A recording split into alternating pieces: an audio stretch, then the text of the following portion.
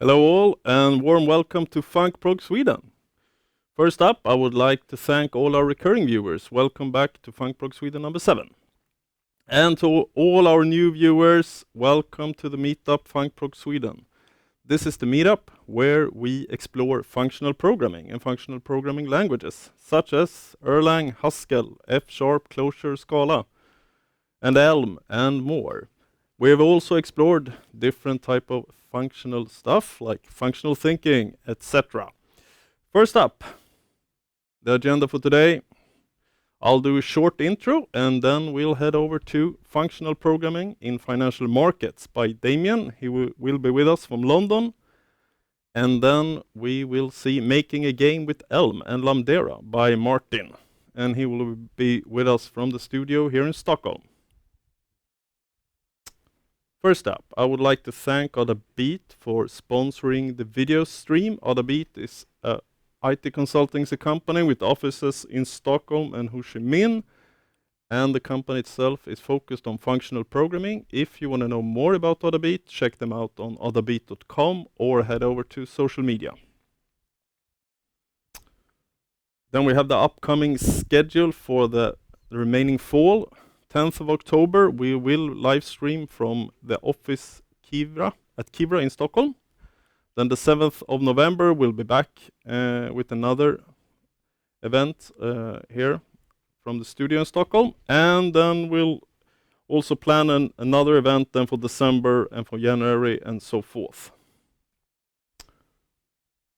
If this is your first meetup, and you are just watching us on YouTube, head over to Meetup and join the Meetup community so you don't miss any of the coming meetups.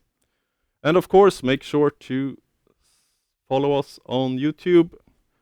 Last but not least, we also have a Discord channel where you can discuss any of the current topics today discussed.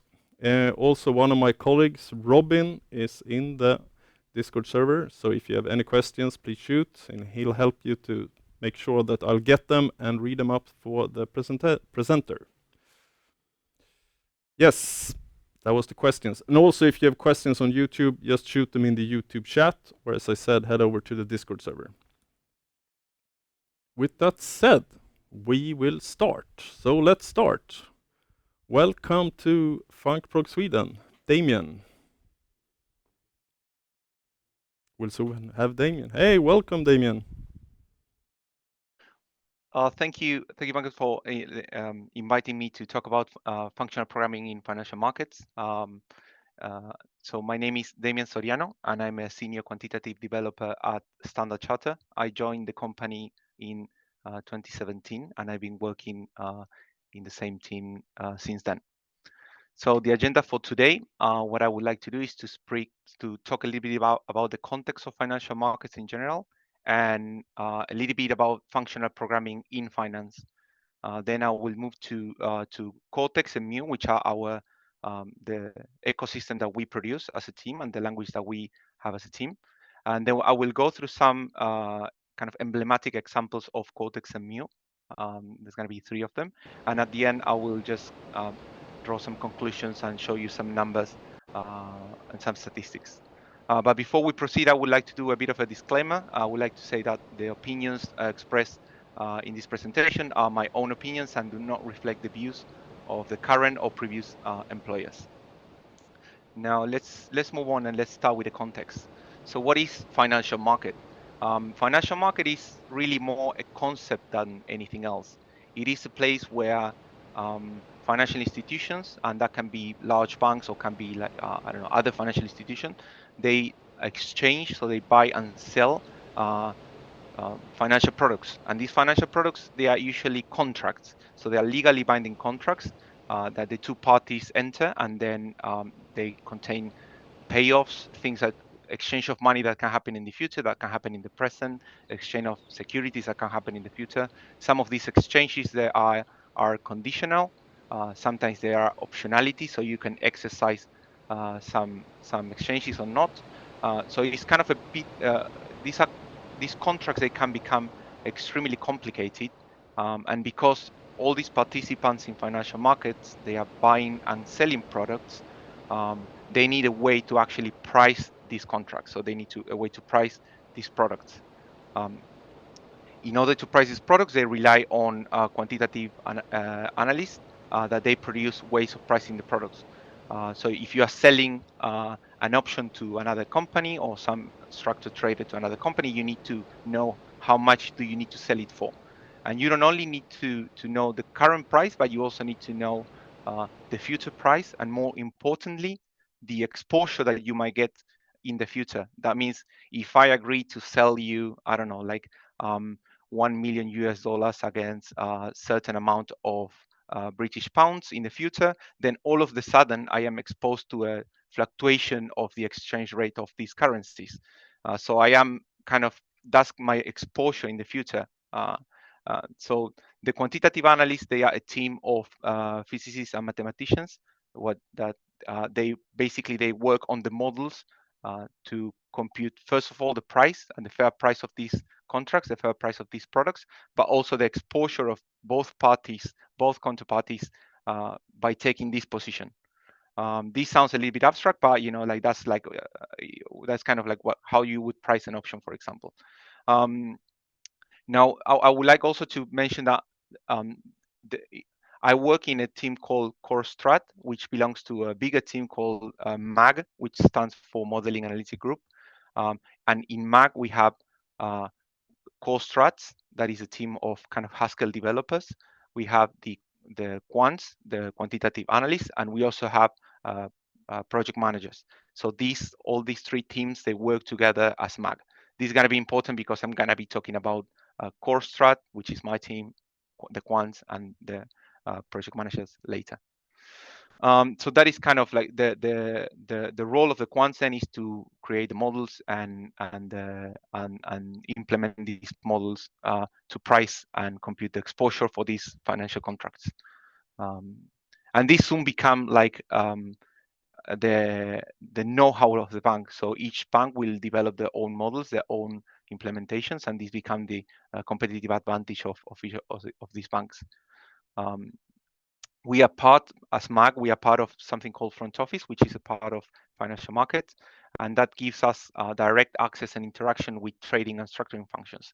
So trading and structuring functions, they will be talking with clients, they will be quoting price of the different contracts, and they will have requirements, they will, I don't know, want to try new things, new strategies, so they will engage with us to develop these new strategies for the clients. This is all to accommodate, as I said, fast changing priorities. So a lot of times what traders want to do is like, try something quickly and see how it works. So there's a quick turnaround of, ideas and prototypes. So that's why we sit together. That's why we are so close with trading and structuring. Financial market is quite heavy on financial mathematics. There are a whole branch of mathematics that is developed as part of financial markets, stochastic calculus in particular, but also measure theory. It is heavily used in financial markets. Again, in financial markets, there are a lot of details and a lot of conventions, and millions of details of market conventions is by no means an understatement. If you think about, each currency pair, they will have a different, possible different settlement date. They might have different ways of quoting those currencies. In the commodity space, you have different type of, I don't know, orange juices or different types of petrol or fuel. So there's like a lot of conventions, and all these conventions, they need to be incorporated in the quantitative tools that we build for front office. It is also quite heavy in computation. So there's like a lot of linear algebra and a lot of computation, especially Monte Carlo simulation that computes like the future path for kind of the underlyings of the different contracts. So it requires a lot of computation. It's very compute intense, the whole financial market in general. Now, there are different lines of business. For example, we have rates, FX, credit, commodity, and equity. And the quantitative analysts, they will be split into these lines of business. But CoreStrat, the team that I'm part of, is not necessarily split in business lines. The reason why the quants are split in business lines is because modeling an FX currency or an FX spot is not the same as modeling credit events. So that you will need different mathematics, different tools to model these two things. So that's why they tend to be more split. Whereas in core strat, we can develop applications that work across the whole financial market, that work for different business lines. We also maintain our own compiler, which I'm going to talk a little bit about that later. We have our own CI and DevOps team, and we have like very specific application development. And some of these applications, they are, as I said, used across the whole business line. Finally, project management and model risk, it is shared across different business lines as well. Okay, now let's move on to a little bit about the functional programming in finance. So why is functional programming used in finance at all? There is a significant history of functional programming being used in finance. You can see Barclays using Haskell, Jane Street, a very strong advocate of OCaml, and Standard Chartered also like quite heavily involved in functional programming using Haskell or Mu, which is our internal dialect, Haskell dialect. And then we also have like spreadsheets, right? So spreadsheets are like big programs, and they're like kind of, you can find them everywhere in financial market. And this is spreadsheets. Some people even will say that spreadsheets are functional programs. So this is where all start in Standard Chartered. So we all started with spreadsheet. They are at the core of FP in Standard Chartered. So how did that happen? Well, in 2008, there were all the models built by the quants. They were written in C++, and they were calling those models from Excel spreadsheet through add-in. So in 2008, Lambda was invented to kind of create a bridge between the C++ code and Excel. And this interface was like a pure interface, support high order polymorphism, parametric polymorphism. Sorry, high order functions and parametric polymorphism. Then Lambda started becoming like extremely popular. So a lot of traders will go and use Lambda in the spreadsheet. But it wasn't a fully fledged programming language. So it was like more like a kind of an experiment or a binding between Excel and C++. So you will see this massive spreadsheet, with a lot of codes, and it was really hard to reuse. There was like no concept of module or anything. So at some point, people start thinking, okay, maybe we should invent something that is more like a programming language instead of this Lambda prototype. Haskell was a very strong candidate back then, but the integration between C++ and Excel was not, strong enough. So it was decided maybe to find a compromise there. Lambda also had the ability to serialize all values. So everything can be serialized, sent over, and deserialized on the other side. So these two things, they didn't play well with Haskell. So as a compromise, Mu was created. Mu will keep the kind of Haskell syntax and kind of semantics to some degree, and the look and feel, and it will also work very well with the current ecosystem that Lambda was supporting. So that is how Mu came into existence at Standard Chartered. Now, let's talk about Cortex, which is Mu is kind of part of Cortex. So I want you to have like a bit of an understanding of what Cortex is. So Cortex is the main pricing library in financial market. Cortex is a lot of things. It is kind of the entire ecosystem that we as Mag develop. It contains various of the libraries for quantitative finance, all the modeling built by the quants. It is shipped with Cortex. The Mu compiler is also shipped in Cortex, so it is containing Cortex. All the C++, .NET, Java, and Excel interface, they are also built in Cortex. We have a lot of GUI applications, and you can see over there on the right, this is like a screenshot of the home app, which contains links to other applications that are built using Mu. This is like a desktop application actually. Cortex can be installed, and it is installed indeed in a lot of the traders' machines and in our machines as well. So you can use it as desktop application, but we also deploy Cortex on different servers and to run like different server-side components for different things like intraday risk calculations or stuff like that. It is also built, tested every day, and we do have a release, an automatic release every day. So if traders want to update to the latest NAGLI, they can go and download the latest NAGLI and install to get the latest updates. People can also decide to use the latest NAGLI to deploy into servers. So all this is kind of what Cortex is. Now I wanted to stop for a second and show you an example of a script that computes something called interest rate delta and send it over through an email. So this piece of code is new. And what it does is a quite compact piece of work. So what it does, it start by connecting to an external service, which is called TDS, and TDS is where our trades are.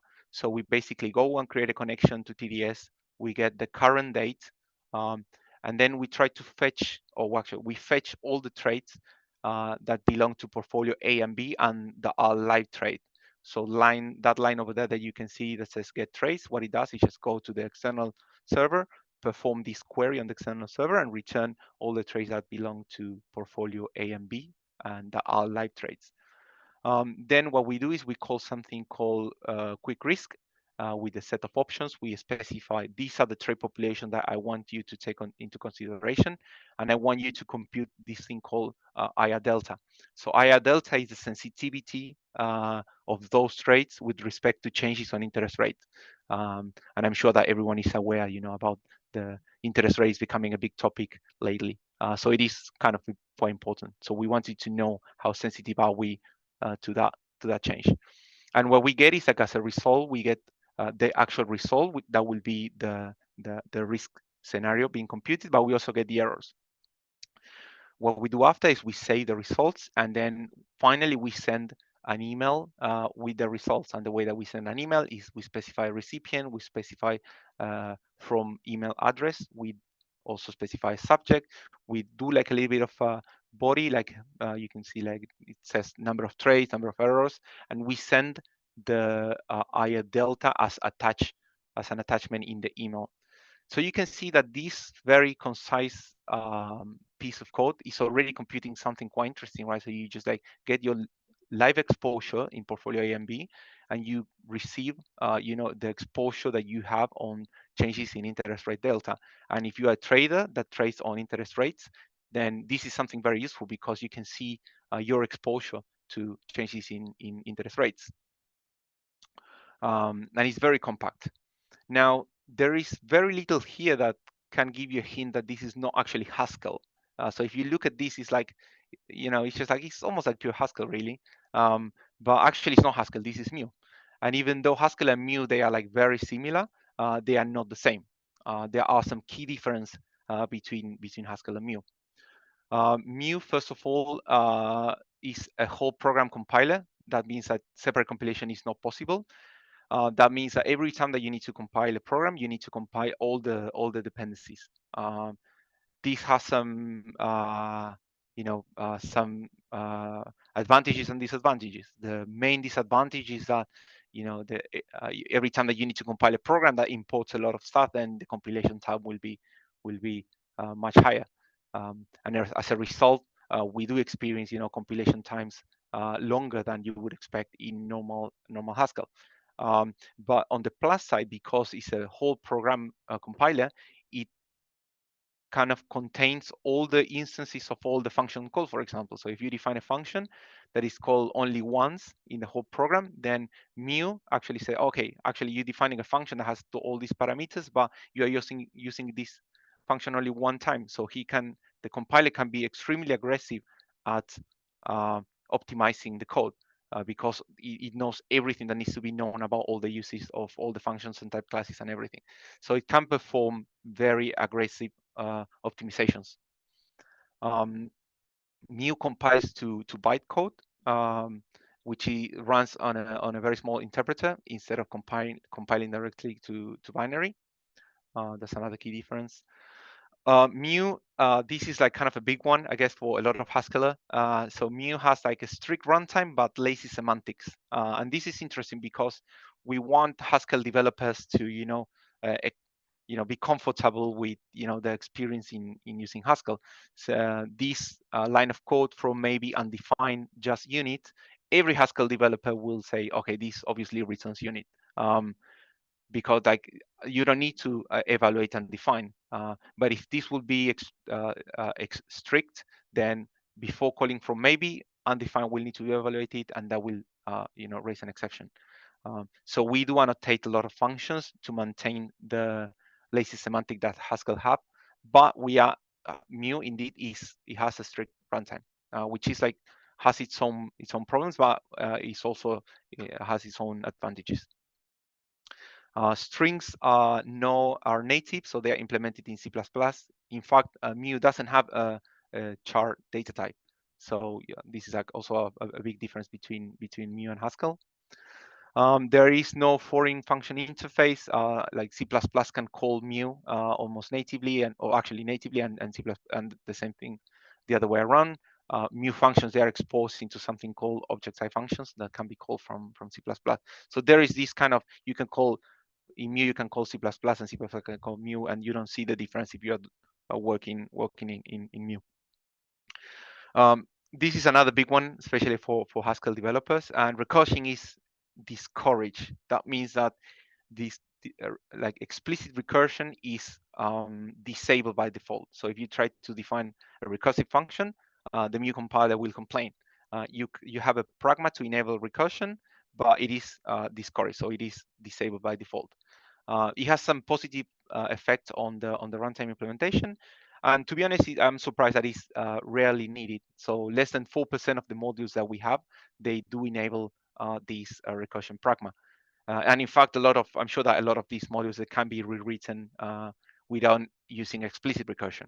And as a consequence, we obviously have like some recursion primitive that we rely on when we define functions. But yeah, this is also like quite shocking that you actually, in a lot of cases, you don't really need explicit recursion.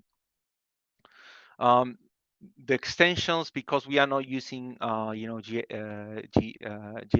there's like a lot of or plain Haskell. There are like a lot of extensions that we don't have. We don't have existentials, GADT, or rank 2 or rank-n types. Yeah, so these are like kind of like some of the things that you don't get because you maintain your own compiler. The deserialization and serialization is supported for almost every type or everything in Mu. So you can actually serialize everything, send it over, and then deserialize it on the other side, which is extremely useful in the environment that we operate. And finally, we tend to use relations instead of lists quite a lot. And when I say relation, I'm talking about kind of relational algebra. You can think of these as kind of a data frames in Python, so to say. So they're like heavily optimized for computation. So we do rely a lot on relations instead of plain list. So these are like kind of the key differences between Mu and Haskell. The syntax is almost identical. Now, I would like to describe a little bit how the Mu compiler works. So we start, this is the current status of things, right? So we start with the Mu source, the Mu compiler frontend, pick up the Mu source, pass it, and generate something called Mu exp, which if you are familiar with GAC, that will be core. So it will be very similar to core. Then there's a lot of optimizations happening at the Mu exp level. And when those optimizations take place, then the Mu compiler backend compile that into bytecode. And bytecode is what we use to run on the interpreter. Now, we are currently working on moving from this to this. And this is going to be the future. So what we wanted to do is to use the GAC frontend. That means that all the passing and maintaining all the stuff, we don't need to do it anymore. Still to be seen if we have like GAC source or GAC Mu source. So it's not clear if we can maintain just GAC source. Mu has its own syntax stuff. But the idea is to use the GAC frontend to convert into GAC Mu source code into GAC core. And then we will have a small component that converts from GAC core into MuExp, and then MuExp will be taken care of by the Mu compiler backend. So this will bring us closer to GAC and to kind of more traditional Haskell that you can see outside standard charter. But we also don't need to maintain the Mu compiler frontend anymore. We will be relying on the GAC frontend. They are as part of the team of Core Strat working exclusively on this new pipeline. Right, now I wanted to move to some examples, some emblematic examples that we have in Cortex and in Mu. So I wanted to start talking about our widget library. So as I said before, we do build a lot of GUI applications for traders. So how do we do this? Well, we rely on Windows Presentation Foundation for building GUIs, and this is basically a Windows native thing. So Windows supports, building GUI applications through Windows Presentation Foundation, and we use that to build GUI applications. The plain library is called Widget, and Widget has like kind of like bindings to different parts of Windows Presentation Foundation. There is a more recent and more modern widget library that is called Virtual Widget that implements something that like the Elm architecture. And this is interesting because the next speaker, I'm sure that he will have so much to say about this. But it's very useful because for us it separates the UI part with the business logic. I'll show you an example of these two libraries shortly. Both libraries, they kind of support also HTML and JavaScript backend. So we can, Cortex can be installed in a Windows desktop, and that's how a lot of people use Cortex. But we also deploy Cortex into servers, and we run what is called widget server. So you can go to your browser, point to the server address, and then you will see exactly the same as you will see in the desktop application. And I think that this is like pretty cool that you can actually you define your own the same kind of code base, and then you can render to HTML, JavaScript, and desktop application using Windows Presentation Foundation. And Mu runs on Windows and Linux, so we can deploy on both type of services. Now I'd like to move to this like very small example, and it's just to illustrate how the widget applications work and the two libraries. On the bottom left, you will see like a very small example, and what it does, it's just like a kind of a text box that accepts integers and a button that you can click and increments the counter by 1. So the status of the whole application will be just an integer, really. That's the integer that you display, and that's the integer that you update or you increment by 1. Now, on the left-hand side, on the top part, you see this application written using plain widget or native widget library. Now we start by creating an int box. This is a text box that can contain only ints. The initial value is 0. We create a button, and when there is an event on the button, that means that the button is clicked. We go and modify the input and increment it by 1. And finally, we return the input next to the button. Now you can clearly see here that input is used for both maintaining the status of the application, but also as a UI component, right? So when input is used in modifying the state and also return as a UI component. This is not the case on the other using the other library using Virtual Widget. It is a bit more verbose, but it is for bigger application, it is much easier to understand. So what you need to do is to define first of all a model, and the model in this case is going to be an integer. You define two types of messages. The messages are someone changed the counter. That is happens when someone goes and change the actual value of the counter, or someone click. And then you need to define an update function. The role of the update function is to say, okay, given I see this message being raised, I have this model, what is the next model? So it's basically provide model transition on messages. So you basically say, okay, if someone changed the value, then this is a new value. Otherwise, just increment the value. And then the view define how this is displayed, and you say, okay, I'm gonna display an inbox that contains ID, and you say like, because ID is exactly the type of the model, you say like, just display the integer. But if the inbox change, raise the on change message. and then put this next to a button that when it's clicked, raise a click message, and we will display a label saying count. And then the main function that basically put these two things together, or put all of these together. But as a result, you get the same application. Okay, so this is like just to show you an example of the two libraries that we have, and the incredible thing is that both of these two things you can either display as a desktop application or in the widget server. This is another example, but I'm gonna skip it. You will find it in the slides. I will distribute later. It's a more convoluted example, but it's still quite simple. It's just converting Fahrenheit to Celsius and the other way around. Now, this is how you will see the two backends that we have. One, the smallest one is Cortex display as a desktop application, and the other one you see that that is like a browser connecting to, in this case, a local host. So that's like spawning the widget server locally, and then you see that the view is exactly the same. So we get like both renderings, and clicking and everything works exactly the same way. So these are the two backends that we have for displaying widgets. Now, the second example that I want to show you is QuickRisk. And QuickRisk is an API that we have to access all the pricing libraries. So all the models that are built by the quants, those models, they are exposed using QuickRisk. So QuickRisk is one of the most used kind of APIs that we have in Standard Charter, and it allows you to do like an incredible amount of stuff.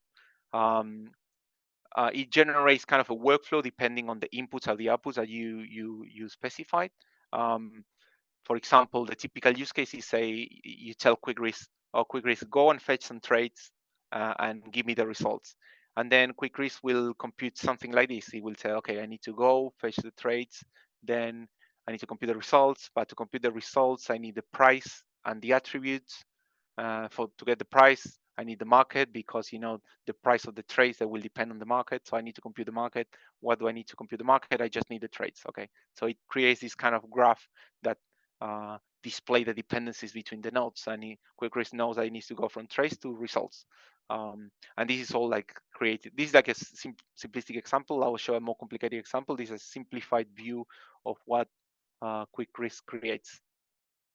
Now, the cool thing is that sometimes you don't want to compute the results, and the results will be something like I said before, like a risk result. That will be like, for example, interest rate delta. Maybe you only want to compute the price of the trades, and for the price of the trades, you actually don't need the attributes. You just need the market, and you can specify this in QuickRisk with only this line, which I think is like incredible. But like what it does, it produces this other graph which says, okay, you start with a trade, and the trade is in yellow because instead of QuickRisk going and fetching the trades, you are just like providing the trades for QuickRisk. And then I need to compute the market, and then the result is the price. So it all of a sudden realize, okay, this is a smaller computational graph that I need to compute.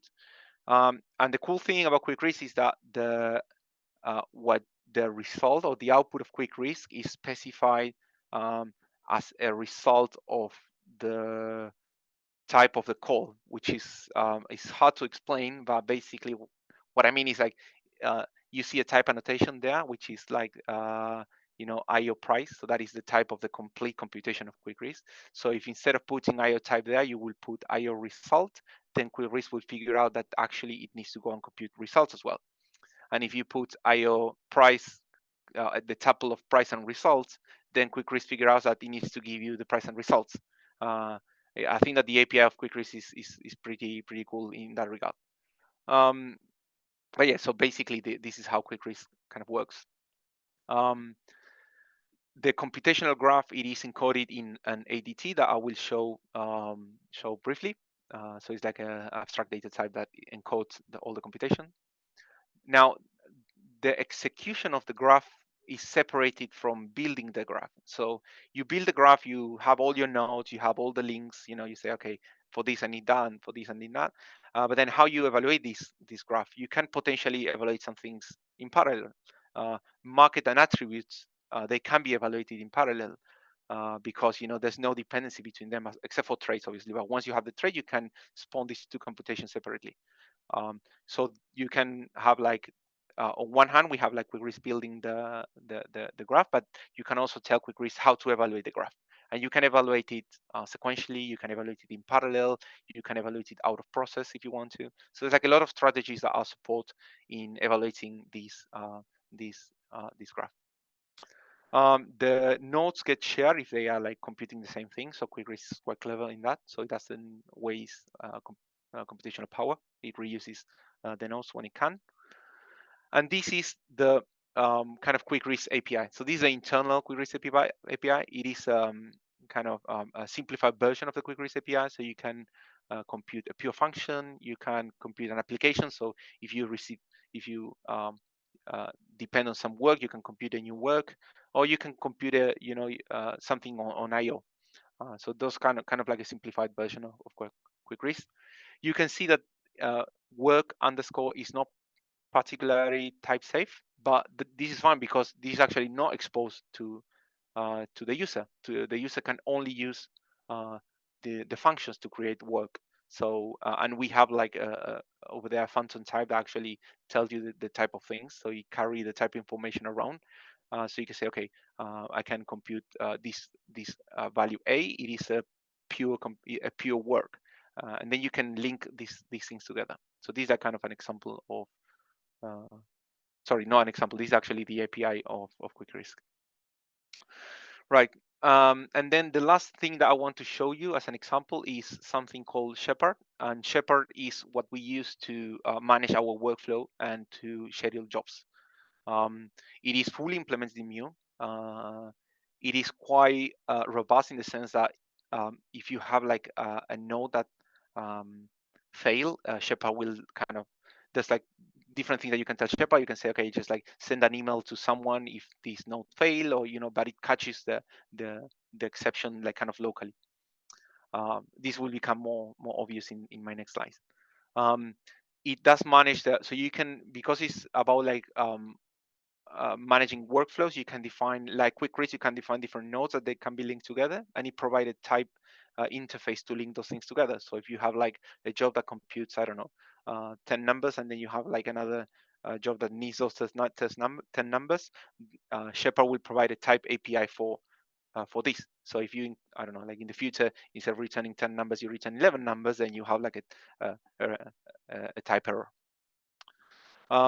It supports very flexible schedules, a little bit like cron. So you can say, okay, run this workflow daily, hourly, or you can say, okay, every Friday at 2 p.m. on New York time. It has support on localized time. You can also specify what are the resources that your job needs and what are the resources that you have available on your computer, and Shepard will only schedule jobs when there are enough resources to be scheduled.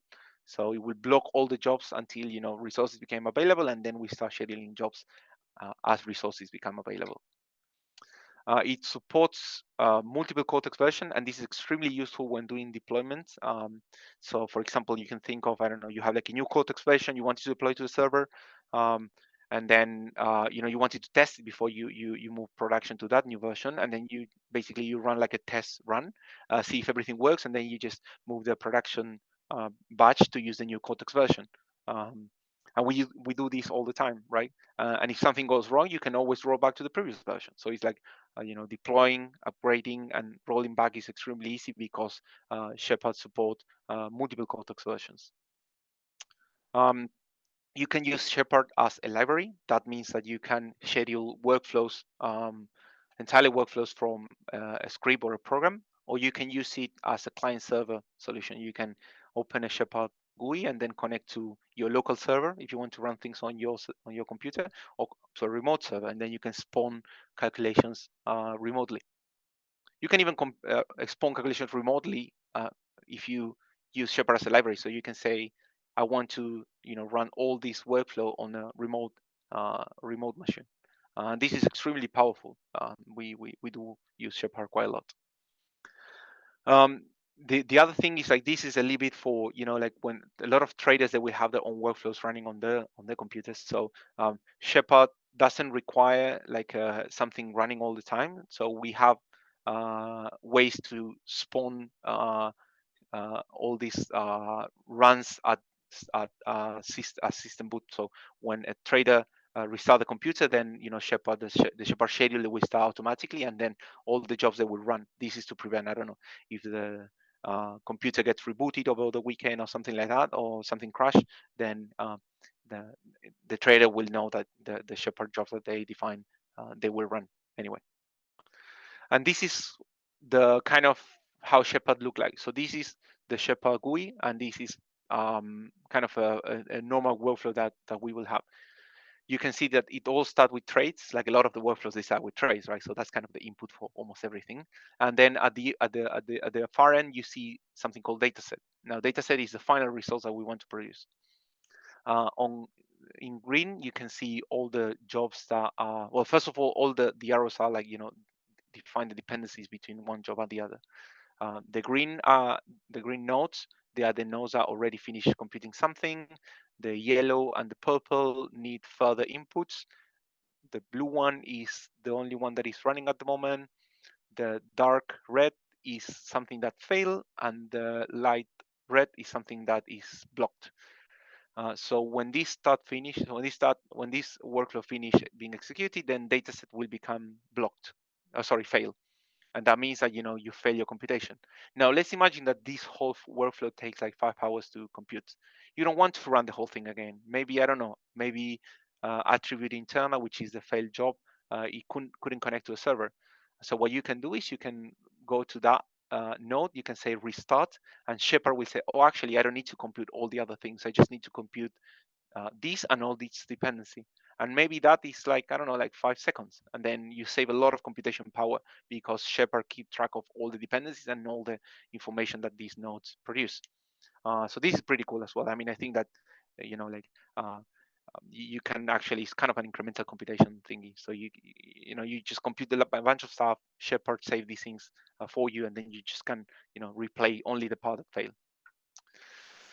And this is all the examples that I want to show you. Now I'm going to move to conclusions, and I want to show you some, like, only a couple of statistics for you to know a little bit about the context here at Standard Chartered. First of all, like the whole modeling analytic group, we are like more than 100 people working there. So that would be both quants, project managers, and co-strat. About a third of the MAC team will be co-strat. That is the team that I work on, and again, like this would be like kind of mainly Haskell developers. We have 6 million lines of code of MIU, which is quite impressive. 500,000 of lines written in Haskell, and less than 2 million lines of C++. These are some statistics about like the contributors over the past 15 years. So the project's been live for quite a long time. So we have like more than 700 contributors over those 15 years, and a lot of commits as well. And only in the first half of this year, we did merge 3,800 pull requests into our master branch, which is like, that shows the amount of work that is going on in Cortex. There are hundreds of applications that we maintain, as I already said, and some of the most popular applications, they have more than 1,000 unique users per month, which is quite a lot if you think about like these are internal applications only. This displays the growth of lines of code in different languages over time. You can see how MIU, ramp up a lot, and then it's keep being very active. And then you see C++ and Haskell being kind of more plateauing. So C++ is, you can see that is used less intensively than MIU. Like a lot of the development now is happening in MIU. And by the way, this graph was produced by one of our applications, which produce graphs. And then we can have like this kind of really cool interface that display graph in the applications. These also show the contributors over per month and the commits per month over since 2008. There's nothing significant about this graph. I think that is pretty much what you would expect. And finally, as the business grows, we also grow. So we always are looking for Haskell developers. So if you feel like you wanted to apply for any of the positions, this is how you will find our positions.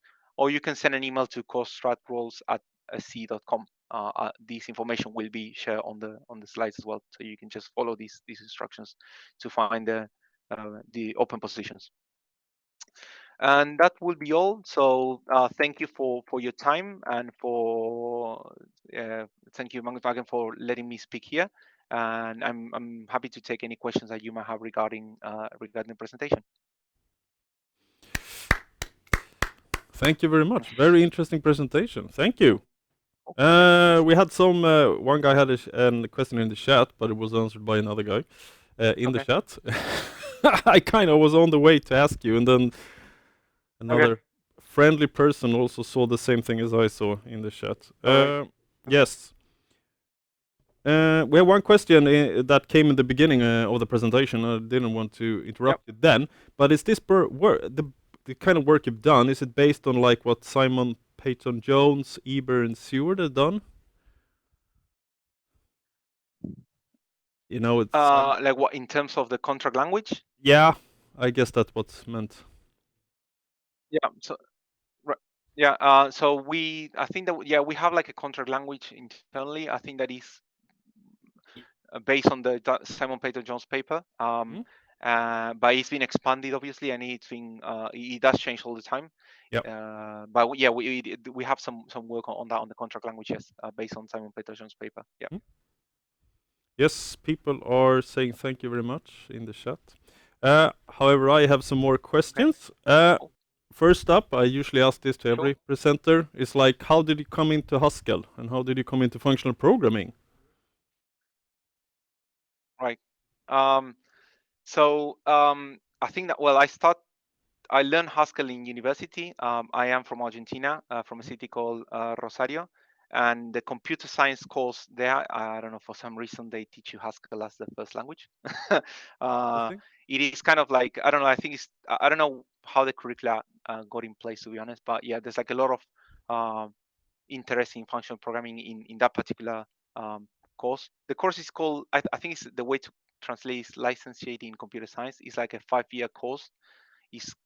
Sometimes it's equivalent to kind of a master, but I don't know. It's like a different. I think it's like the old way in Europe that you will have like careers or something like that. Anyway, so I studied there, and then I saw like a lot of Haskell and everything. We go into type dependencies and type dependent languages, Cortex in particular. So it's very kind of like computer science traditional curricula. And then you finish university, and then you start looking for jobs, and there's not a lot of functional programming jobs out there, especially not in Argentina. And so I then start working on other for companies in different languages. I did some work on Java and C++, and then a little bit on C#. And then for a while I did like mainly Python. But even in the company that I used to work before, we were doing like mainly Python. There was like some interest in Haskell in particular, so we start building some microservices in Haskell. A little bit at the beginning, like a prototype, and then it started to pick up like a lot of traction. So a lot of developers, they become really eager. So we start like running some kind of Haskell clubs, or I don't know how you call it, like every day, like sharing experience. And then at some point, I really wanted to take the next step and use Haskell for real. So that's when I knew that a standard charter it was used, and I came across like a presentation from, I think it was Don Stewart back then, which was working for standard charter. He also wrote a book about Haskell, and I thought like, yeah, this sounds like really cool. So I just applied. I studied a little bit before because I was a little bit rusty on the edges when it came to Haskell, and then I've been doing Haskell professionally for the last 6 years. Yeah, so that's kind of a little bit of my history behind FP. Cool. I have a question in the chat. They say functional languages has efficiency problem on memory consumption during runtime. Is this true? I don't think that that's a problem that is particularly for functional programming languages. I think that you can have like leaks on a lot of languages. Mu is a little bit, because it's strict, I think it's like understanding possible memory leaks and problems in memory is a little bit easier than other languages that are lazy, I think. But like I don't know, like when we find these kind of issues, then you know, we try to solve it, and most of the time we can solve them. But I remember like having similar issues with memory as well, memory allocation as well in Python and other languages. So I don't know. I need to see more like concrete evidence for this. I'm not convinced that this is a specifically functional programming problem. One more question. Does Mu have Yeah. any totality checking? Any plans to implement it? Right. No, and I don't think that there's any plan to implement it, as I am aware. Okay.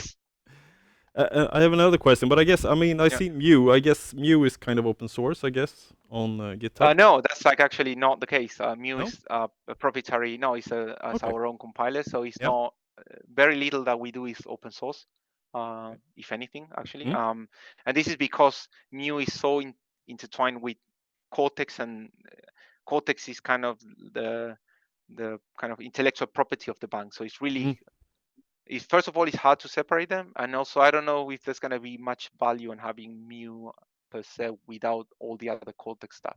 Okay. So no, it's not open source, unfortunately. Yeah, but you can use Haskell. That's a very good proxy. It's almost the same. You know, so. I understand. Yes. Then next question: does Standard Chartered have any issues recruiting Haskell people? This is a very good question, actually, and we have no problem hiring people. So we did manage to grow like quite fast, and we received like a lot of Haskell developers. We do interview a lot of people, and we found no problem recruiting Haskell developers at all. If anything, maybe I don't know. I don't want to say that it's easier but you know, it's really easy to find like Haskell developers. I would say we never had any problem that we couldn't fit positions. We actually reject like a lot of candidates because they are, I don't know, maybe they are not at the level that we are like we are hiring, or you know, we hire at different levels, so it depends on you know, our expectations. So we want to be fair with the candidates as well. So we don't want to hire someone that is not going to be able to you know, function well in the role that they're hired for. So we need to be careful with that, but we never had any issue hiring at different levels. Even at senior levels, we do manage to hire quite successfully. Interesting. Yeah, this is my how should I put it? This is my I think it's a myth, also. right? It's just like, yeah, I think like it's a bit of a myth, right? So you know, finding Haskell developers is not easy. Actually, it's not. That's not the case. No, yeah, I agree. Yeah, I'll tell everyone. As you stated in your presentation, I think when you started, we'll share around the presentation for anyone that wants to, you know, run through the slides again. We'll share it. And again, thank you very much, Damián, for your presentation. Thank you very much. Thank you for inviting me. Thank you. You're welcome.